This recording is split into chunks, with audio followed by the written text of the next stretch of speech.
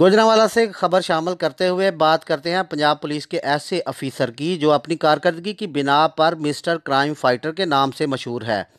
درجنوں منشیات فروشوں کی گرفتاری اور مقدمات کا اندراج کرنے والے پنجاب پولیس کے سب انسپکٹر امتیاز شاہین کا کہنا ہے کہ منشیات فروش معاشرے کا ناسور ہیں۔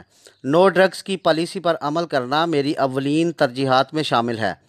آپ کو تفصیلات سے آگاہ کرتے ہوئے بتاتے چلیں کہ S P civil line Asad Rehman, S D P O Gujranwala cantt Khalid Gujjar اور ایس ایچ او تھانہ اروپ انسپکٹر سید زاہد حسین شاہ کی زیر نگرانی انچارج پولیس چوکی Alam Chowk mister crime fighter sub inspector Imtiaz Shaheen کی جرائم پیشہ عناصر کے خلاف تابڑ توڑ کارروائیاں اور سخت کریک ڈاؤن۔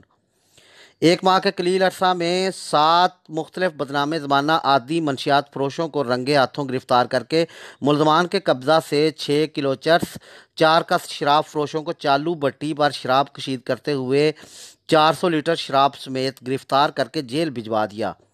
سوشل میڈیا پر اسلحہ کی نمائش کر کے شہریوں میں خوف و ہراس پھیلانے والے 5 مختلف ملزمان کو گرفتار کر کے ان کے قبضہ سے ناجائز اسلحہ برآمد کیا۔